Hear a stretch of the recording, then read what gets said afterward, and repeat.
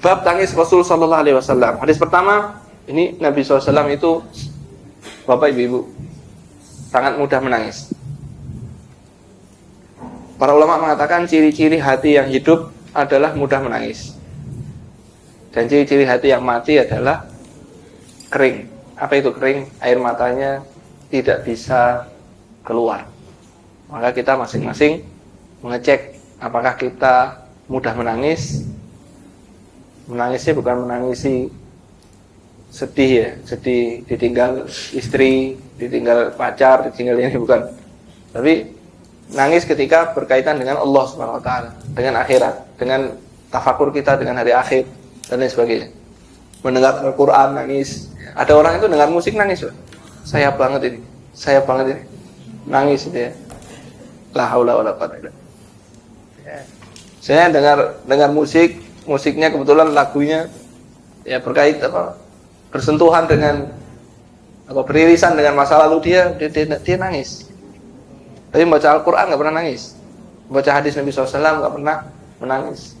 Membaca kisah Nabi SAW nggak pernah menangis. Nah, orang itu hatinya hidup atau mati bisa, ini masing-masing ukur ya, nggak bisa saya, nggak bisa. Masing-masing ukur diri sendiri. Kapan dia terakhir nangis? Kalau baru tadi malam, ya bersyukur kepada Allah dan minta istiqomah. Tapi kalau kapan ya terakhir nangis? Ya udah berbulan-bulan yang lalu atau bahkan bertahun-tahun yang lalu, minta sama Allah hati yang baru, karena hati yang sekarang sudah mati. Minta sama Allah hati yang baru, atau minta dihidupkan hatinya. Menarik ketika Allah berbicara tentang hati yang mati. Allah nggak nyebut hati yang mati, hanya membuat permisalan. Allah nyebutkan dalam surat Al-Hadid. Allah berfirman, "Alam ya'ni lil ladzina amanu an takhsha'a qulubuhum li dzikrillah." Apakah belum tiba waktunya bagi orang-orang yang beriman untuk hatinya khusyuk dengan mengingat Allah? Wa ma nazala minal haqq, dan apa yang diturunkan dari kebenaran al-wahid. Wala yakunu kalladzina utul kitaba min qabl, dan jangan menjadi orang-orang seperti orang-orang yang diberikan Alkitab di zaman sebelumnya, yaitu Yahudi dan fatala alaihimul amadu faqasat qulubuhum. Hatinya mereka qasat, mati, keras, membatu. Wa katsirum minhum fasiqun, dan banyak dari mereka orang-orang fasik. Ayat setelahnya Allah mengatakan, i'lamu, ketahuilah, annallaha yuhdil arda ba'da mautiha. Allah itu bisa menghidupkan bumi setelah bumi itu mati. Qad annallaha yuhdil arda ba'da mautiha qad bayyana lakumul ayati la'allakum ta'qilun. Dan sungguh kami telah jelaskan ayat-ayat kami kalau kalian mau berpikir, mau memahami. Para ulama dalam menafsirkan ayat yang kedua tadi, itu isyarat bahwa hei kalian yang hatinya sudah mati, bumi yang sudah mati saja bisa dihidupkan lagi oleh Allah. Tanah yang sudah kering kerontang, mati, nggak bisa ditanami, itu bisa dihidupkan oleh Allah Subhanahu wa taala. Apalagi hati kita. Maka kita yang hatinya sudah lama nggak nangis, sudah lama nggak menangisi dosa kita, membaca Quran sampai nangis, mendengarkan khutbah sampai nangis, mendengarkan nasihat sampai nangis, yang lama nggak mengalami itu, ketahuilah bahwa bumi yang sudah kering kerontang, mati, tidak bisa ditanami bertahun-tahun lamanya saja, Allah bisa hidupkan tanaman di situ. Apalagi hati kita, itu isyarat. Hadis pertama, suatu ketika Rasul SAW duduk bersama Ibnu Mas'ud, beliau bersabda, bacakanlah Al-Quran untukku. Ibnu Mas'ud menjawab, aku membacakan untukmu, padahal Al-Quran diturunkan kepadamu. Ya, Ibnu Mas'ud kaget loh, Al-Quran diturunkan kepadamu ya Rasulullah, kok saya suruh baca? Kalau Rasulullah SAW, aku ingin mendengarkan dari orang lain. Dan ini para ulama mengatakan, mendengar bacaan Al-Quran orang lain ini punya peran untuk menghidupkan hati kita. Bukan baca saja, tapi kadang-kadang mendengarkan bacaan orang lain. Maka Ibnu Mas'ud membaca surat An-Nisa sampai pada ayat, maka bagaimanakah orang kafir nanti bila kami mendatangkan seorang saksi, yaitu Rasul, dari setiap umat, dan kami datangkan kamu Muhammad sebagai saksi atas mereka, yaitu atas umatmu. Rasulullah SAW mengatakan, hasbukal an, cukup. Ibnu Mas'ud menoleh kepada Rasulullah SAW dan dilihatnya beliau mencucurkan air mata. Pelajaran dapat diambil, satu, Rasulullah SAW berkata kepada pembaca Al-Quran, hasbukal an, bukannya shadaqallahul azim. Ya, ini pendapat penulis, meskipun ulama yang lain membolehkan mengatakan shadaqallahul azim. Rasulullah SAW suka mendengarkan Al-Quran yang dibacakan oleh orang lain. Ini menjadi, sebagaimana yang saya sampaikan tadi, salah satu metode untuk mentadaburi Al-Quran. Selain kita sendiri yang baca, kita mendengarkan bacaan orang lain. 3, kekhusyuan mendengarkan Al-Quran dibuktikan dengan menangis, bukan dengan berteriak-teriak. Nah, ada fenomena dari kalangan orang-orang sufi yang berzikir kepada Allah sambil teriak-teriak, kemudian masuk ke dalam fase kekhusyuan dan fase apa istilahnya? Apa? Apa? Bukan tajalli. Wajad namanya, wajad. Kalau zikir namanya sama. Mereka mendengarkan qasidah-qasidah yang memuji Allah, memuji Rasulullah SAW, kemudian sampai ke sebuah titik namanya wajad. Ya, apa itu wajad? Dia itu nggak sadar lagi, sampai teriak-teriak atau lompat-lompat atau gulung-gulung. Dia di luar kontrol, sudah bisa kontrol. Kenapa? Dia sedang fokus sama Allah, jadi nggak fokus sama Allah, alam sekitar. Nabi SAW fokus dengan Allah, buktinya apa? Menangis. Bukan dengan teriak-teriak atau lompat-lompat, nggak karu-karuan. Nah, hadis kedua, Rasulullah SAW dan para sahabat mengunjungi putra beliau Ibrahim yang sedang bersama ibu susuannya. Beliau merengkuhnya, kemudian mengecup dan menciumnya. Para sahabat pun menyusul beliau. Namun mereka mendapatkan Ibrahim telah wafat. Maka mata Rasulullah SAW pun basah oleh air mata. Abdurrahman bin Auf berkata, engkau menangis ya Rasulullah. Beliau bersabda, ini adalah ungkapan kasih sayang. Air mata sungguh mengalir, hati juga bersedih. Namun kita tidak mengatakan sesuatu kecuali yang diridhoi oleh Allah. Sungguh kami wahai Ibrahim bersedih atas kepergian. Artinya Nabi SAW itu mendatangi putranya, yaitu Ibrahim. Ya, dari ibunya siapa? Siapa ibunya? Ibrahim. Dari istri yang beliau yang siapa? Ya? Maria Al-Qibtiyah. Ya, beliau itu diberi dua budak oleh Raja Mesir. Ketika beliau mengirimkan surat, dikirimkan hadiah rupa bighol dan dua budak. Yang satu beliau ambil yaitu Maria Al-Qibtiyah, yang satu lagi diberikan kepada sahabat Nabi SAW namanya Hasan bin Thabit.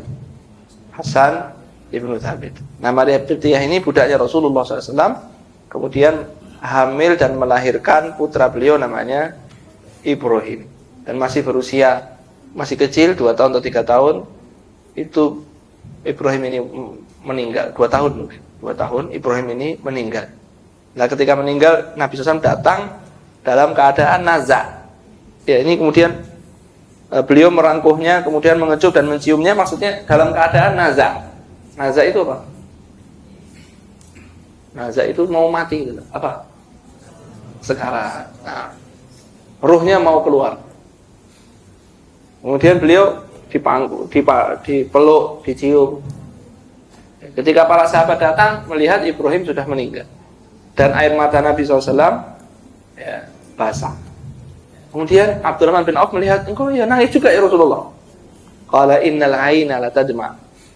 Air mata itu ya bisa mengeluarkan air mata karena sedih dan kasih sayang. Ditinggal oleh anaknya yang dicintai mati, bukan berarti pertemuannya itu berhenti. Tapi kita akan ketemu di hari akhir. Apa nggak percaya dengan hari akhir kok sampai menangis? Bukan nggak percaya, tapi apa? Sebuah kasih sayang. Namanya berpisah itu sedih. Ini berpisah sampai waktu yang belum ditentukan kapan pertemunya lagi. Dan perjalanannya sangat berat. Betul nggak Pak? Nah, makanya manusia itu ya bersedih. Saya punya kerabat saya itu meninggal, anaknya usia 4 tahun, nggak ada sakit, nggak ada apa-apa, mau tidur dibacakan buku, tiba-tiba sakit, teriak-teriak, dibawa ke rumah sakit, meninggal. Minggu depannya anak yang pertama usia 7 tahun. Ini Berat sekali, anaknya 2 laki-laki semua meninggal dalam 1 pekan, dua-duanya meninggal semua sakit dan nggak tahu sebabnya apa. Kemudian saya sampaikan, bagaimana cara saya mau mentakziahi itu, menghiburnya dengan apa?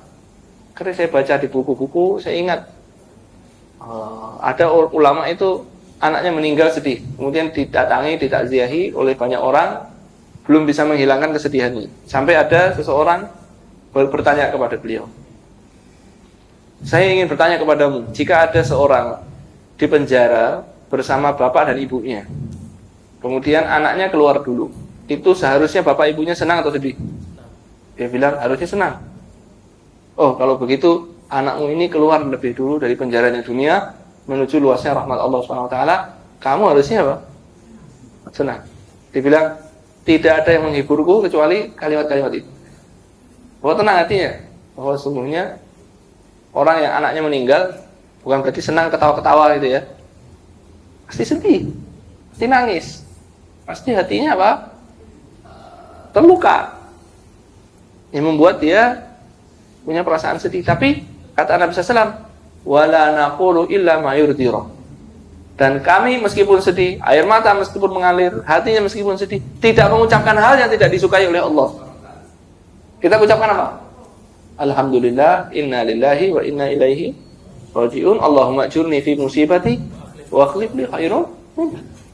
Itu ucapan yang diridhai oleh Allah Subhanahu wa ta'ala. Enggak ngomong macam-macam. Ngomong macam-macam gimana?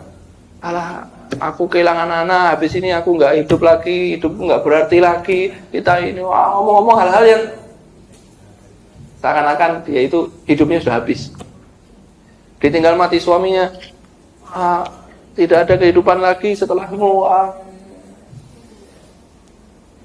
Itu juga enggak benar, enggak dibenarkan. Ditinggal mati istrinya, rumah jadi gelap, enggak terang lagi, begini semua. Tidak ada nilai hidup setelahmu.